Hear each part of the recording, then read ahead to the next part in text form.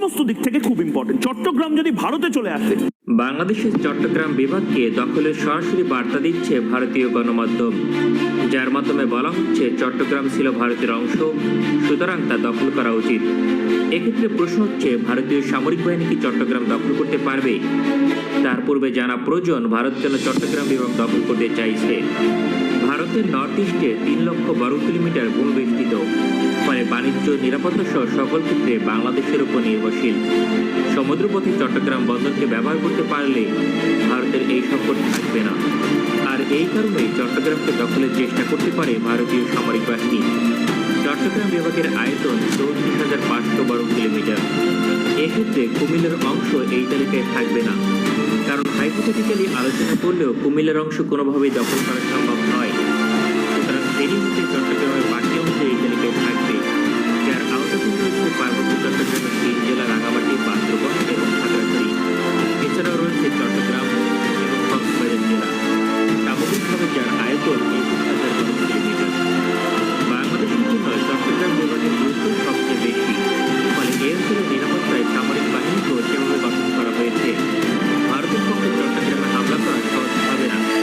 যদি হামলা করে, প্রথমে ফেনী করিডোর দখলের চেষ্টা করবে, কারণ এই করিডোরের দূরত্ব মাত্র 30 কিলোমিটার, যা দখল করতে পারলে চট্টগ্রামে বাংলাদেশ সেনাবাহিনীর রসদ পৌঁছাতে পারবে না।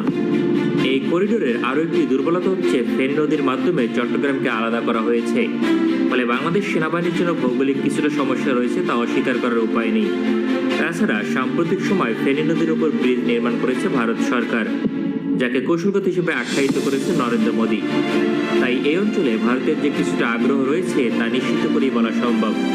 তারপরেও এই অঞ্চলে ভারতের পক্ষে হামলা করা সহজ হবে না, যার প্রথম কারণ, নর্থ ইস্টে ভারতীয় সেনাবাহিনীর অবস্থান যথেষ্ট শক্তিশালী নয়। এই অঞ্চলে রসদ পৌঁছানোর একমাত্র পথ চিকেন নেক, অর্থাৎ শিলিগুড়ি করিডোর। বাংলাদেশের রংপুরের নিকটবর্তী এই করিডোরের দূরত্ব মাত্র 22 কিলোমিটার। চীনের সামরিক বাহিনী যে কোনো সময় এই করিডোরকে দখলের চেষ্টা করতে পারে। সেক্ষেত্রে পূর্বাঞ্চলের সাম্রাজ্য বাঁচাতে বিকল্প রূপ তৈরির চেষ্টা করবে, এটাই স্বাভাবিক। ফেনী করিডোরে তাই ঝুঁকি থাকলেও হামলার সম্ভাবনা রয়েছে। এ বিষয়ে বাংলাদেশ সেনাবাহিনীও অবগত। পাকিস্তান সময়কালেও ফেনী করিডোরের নিরাপত্তায় গুরুত্বপূর্ণ পদক্ষেপ নিয়েছিল সামরিক বাহিনী। তৎকালীন সময় বাংলাদেশের সবচেয়ে গুরুত্বপূর্ণ এবং শক্তিশালী সামরিক ঘাঁটি ছিল কুমিল্লার সেনানিবাস। এখনও বাংলাদেশের সবচেয়ে গুরুত্বপূর্ণ এবং শক্তিশালী 5টি সেনানিবাসের একটি কুমিল্লার সামরিক ঘাঁটি, যার দূরত্ব ফেনী করিডোর থেকে মাত্র 70 কিলোমিটার, ফলে 1 ঘন্টা সময় লাগবে পৌঁছাতে। অন্যদিকে খাগড়াছড়িতে বাংলাদেশ সেনাবাহিনীর ঘাঁটি রয়েছে। এমন অবস্থায় শুধুমাত্র ডিফেন্সিভ নয়, বাংলাদেশ সেনাবাহিনী চাইলে অফেন্সিভ মিশন পরিচালনা করতে সক্ষম, কারণ ভৌগোলিক সুবিধা বাংলাদেশের পক্ষে। ভারতীয় সেনাবাহিনী ত্রিপুরায় পাহাড়ি অঞ্চল দিয়ে ভারী সমরাস্ত্র নিয়ে আগ্রাসন চালাতে পারবে না।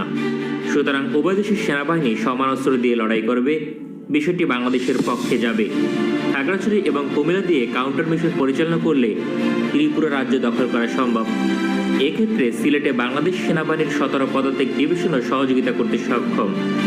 ভারতীয় সেনাবাহিনী যাতে নিয়মিত রসদ না পায়, এই বিষয়টিও মাথায় রাখতে হবে। ফলে ভারতের চিকেন নেক লক্ষ্য করে মিশন পরিচালনা করলে তাতে বাধাগ্রস্ত হবে। তারপরেও ধরে নেওয়া যাক, ভারতীয় সেনাবাহিনী ফেনী করিডোর দখল করতে সক্ষম হয়েছে। এক্ষেত্রে বাংলাদেশের চট্টগ্রাম ভূমি বেষ্টিত নয়, বঙ্গোপসাগর দিয়ে সহজে চট্টগ্রামে রসদ পৌঁছানো সম্ভব। তবে ভারতীয় নৌবাহিনীর সক্ষমতা বাংলাদেশ নৌবাহিনীর চেয়ে বহুগুণে এগিয়ে। তাদের মোকাবেলা করার মতো সমরস্য বাংলাদেশ নৌবাহিনীর নেই, ফলে বঙ্গোপসাগর দিয়ে রসদ পৌঁছানো সম্ভব নাও হতে পারে। যদিও বাস্তবতা হচ্ছে চট্টগ্রামের রসদ প্রয়োজন হবে না, কারণ চট্টগ্রামের নিরাপত্তায় বাংলাদেশ সেনাবাহিনীর সবচেয়ে বড় 24 পদাতিক ডিভিশন এবং রামু 10 পদাতিক ডিভিশন রয়েছে। প্রতিটি ডিভিশন স্বাধীনভাবে একাই লড়াই চালিয়ে যেতে সক্ষম। সকল সম্ভাব্য পয়েন্ট ভারতের পক্ষে গেলেও চট্টগ্রামকে পরিপূর্ণভাবে দখল করা সম্ভব হবে না। তবে চট্টগ্রামের একটি বড় অংশ হয়তোবা ভারতের দখলে চলে যেতে পারে। এক্ষেত্রে যুদ্ধ করতে হবে অন্তত 3 মাস কিংবা তার চেয়ে বেশি। আর এই দীর্ঘ সময় ভারতের পক্ষে যুদ্ধ চালিয়ে যাওয়া আদৌ সম্ভব হবে কিনা তা বলা কঠিন।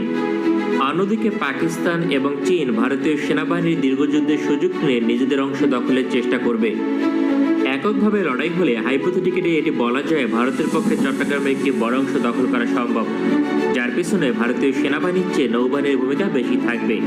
আর বাংলাদেশের পরাজিত হবার পেছনেও সবচেয়ে বড় ফ্যাক্টর হবে বিমান বাহিনী এবং নৌবাহিনীর দুর্বলতা। ভারতীয় নৌবাহিনীর আধিপত্য মোকাবেলায় বাংলাদেশের শক্তিশালী সাবমেরিন ফ্লিট এবং কোস্টাল ডিফেন্স সিস্টেম প্রয়োজন। তবে এই সকল সাবমেরিন এবং কোস্টাল ডিফেন্স সিস্টেম টিকবে না যদি ভারতীয় বিমান বাহিনী হামলা করে। এমন অবস্থায় ভারতীয় বিমান বাহিনী যাতে বাংলাদেশের আকাশসীমায় প্রবেশ করতে না পারে এই বিষয়টি নিশ্চিত করতে হবে। বাংলাদেশ বিমান বাহিনীর যে সকল সমরস্ত রয়েছে তা দিয়ে ভারতের সামনে একদিনও টিকে থাকা সম্ভব নয়।